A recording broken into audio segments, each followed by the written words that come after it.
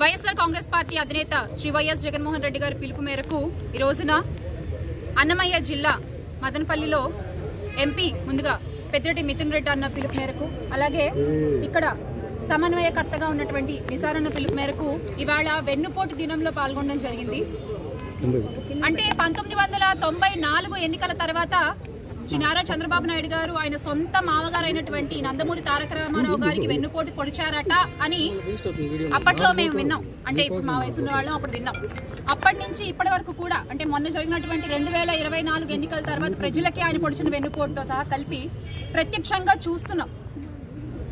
చంద్రబాబు నాయుడు గారు అంటే వెన్నుపోటు అంటే చంద్రబాబు నాయుడు గారు 4 సార్లు ముఖ్యమంత్రి అయ్యాను అని గొప్పగా చెప్పుకునేటువంటి చంద్రబాబు నాయుడు గారు ఒక్కసారైనా వెన్నుపోటు లేకుండా పరిపాలన చేశారా అని ప్రశ్నిస్తున్నాం.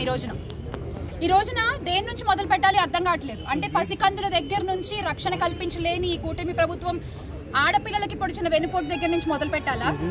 అబద్ధపు హామీలతో గద్దెనెక్కినటువంటి కూటమి నాయకుల గురించి మాట్లాడుతూ మొదలు పెట్టాలా? రైతుల కన్నీటి తడి నుంచి మొదలు పెట్టాలా? విద్యార్థులకు వీళ్ళు పొడిచిన వెన్నుపోటు వల్ల ఆ విద్యార్థులు ఉన్నటువంటి ఆ ఆవేశపు వేడి నుంచి మొదలు పెట్టాలా? MDU వాహనాలు రద్దు చేసి కొన్ని లక్షల కుటుంబాలని రోడ్డు మీదకి లాగేసినారు ఈ రోజున, మరి అక్కడి నుంచి మొదలు పెట్టాలా?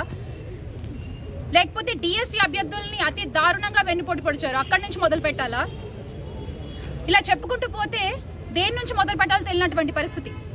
సంవత్సర కాలం పూర్తయింది కూటమి ప్రభుత్వం అధికారంలోకి వచ్చి. కూటమి ప్రభుత్వం ఇచ్చే హామీలకి నేను బాధ్యుణ్ణి అని గొంతెత్తి అరిచినటువంటి PPP గారు, పిఠాపురం పీఠాధిపతి పవన్ కళ్యాణ్ గారు ఈ రోజున ఆయన కూడా మాట్లాడట్లేదు. మరి ఆయన దగ్గర నుంచి మొదలు పెట్టాలా?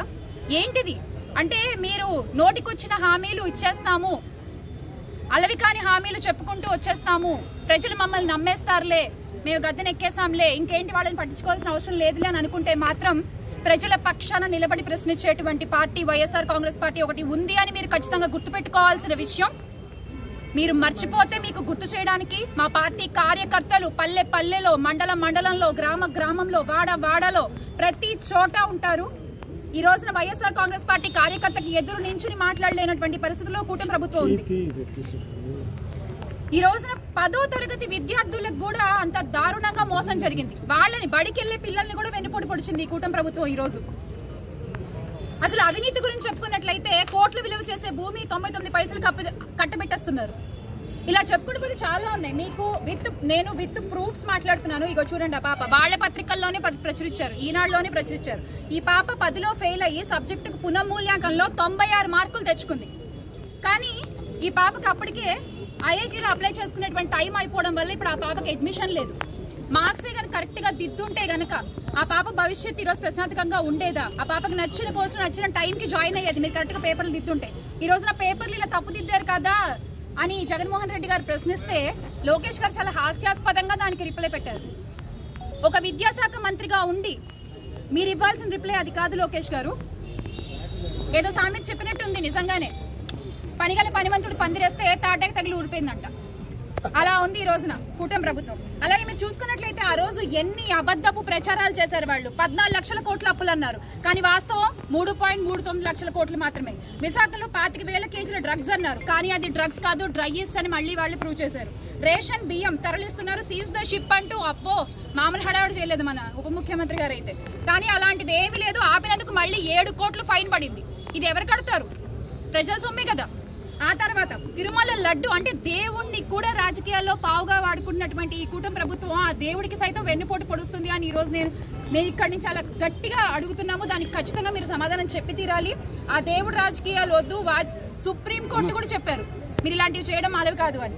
అలాగే సెకీ యూనిట్ విద్యుత్తు ₹2.49 దోచిపెట్టారు అని ఆ రోజున ఆరోపణలు చేశారు. కానీ సెకీ సక్రమే యాక్సెస్ యూనిట్ ₹4.60 దోచిపెడుతున్న బాబు గారు ఈ రోజున చెప్పండి, మరి ఎవరు అబద్ధాలు చెప్పారు? ఎవరు ప్రజలకి విష ప్రచారాలు చేసి ఎవరు ఈ రోజున రాష్ట్ర ప్రజలకి వెన్నుపోటు పొడుస్తున్నారు? బినామీలకి మాత్రం ముద్దుగా చక్కగా బాబు గారు ఏది కావాలంటే అది పెట్టుకుంటారు, కానీ రాష్ట్ర ప్రజలకి మాత్రం ఏది వద్దు. ఇది వెన్నుపోటు కాదా అని అడుగుతున్నా నేను. ఈ రోజు ఖచ్చితంగా మనం ఇవన్నీ కూడా అడగాల్సిన పరిస్థితి. అందుకే జూన్ 4వ తారీఖున సంవత్సర కాలం పూర్తయింది కాబట్టి కుటుంబ ప్రభుత్వం అధికారంలోకి వచ్చి ఎస్ అంటే ఎంత ఎక్స్పీరియన్స్డ్ సీఎం అని ఆయన అన్నారు కదా, నిజంగానే ఒప్పుకోవాలి ఆయన్ని. ఎందుకు అంటే జగన్మోహన్ రెడ్డి గారు ఒక్కసారి ముఖ్యమంత్రిగా ఉన్నప్పుడు 5 ఏళ్ల కాలంలో చేసినటువంటి ఆయన అప్పుల్లో చంద్రబాబు నాయుడు గారు 40% అప్పుడే మొదటి ఏడాదిలోనే చేస్తారు. ఎక్స్పీరియన్స్ 4 సార్లు ముఖ్యమంత్రిగా ఉన్నారు కదా ఆయన, 40 సంవత్సరాల ఇండస్ట్రీ కదా. ఖచ్చితంగా ప్రజలు కోరుకున్న పాలన వైఎస్ జగన్మోహన్ రెడ్డి గారి పాలన. ప్రజలు మళ్ళీ అధికారంలో చూడాలనుకున్నటువంటి పార్టీ వైఎస్ఆర్ కాంగ్రెస్ పార్టీ. ఈ రోజున టీడీపీ కార్యకర్తలు కూడా వైఎస్ఆర్ కాంగ్రెస్ పార్టీ వైపు చూస్తున్నారు అంటే దానికి కారణం మీ పాలన మాత్రమే. ఖచ్చితంగా ప్రతి ఒక్కరు ఇది గుర్తుపెట్టుకోవాలి. తిరిగి మళ్ళీ అధికారంలోకి మా జగన్మోహన్ రెడ్డి గారు వస్తారు, ఆయన ముఖ్యమంత్రిగా చేసుకుంటాము. అప్పటి వరకు కూడా మీ పాలనపై నిరంతరం గొంతెత్తి ప్రశ్నిస్తూనే ఉంటాం. జోహార్ వైఎస్ఆర్, జై జై.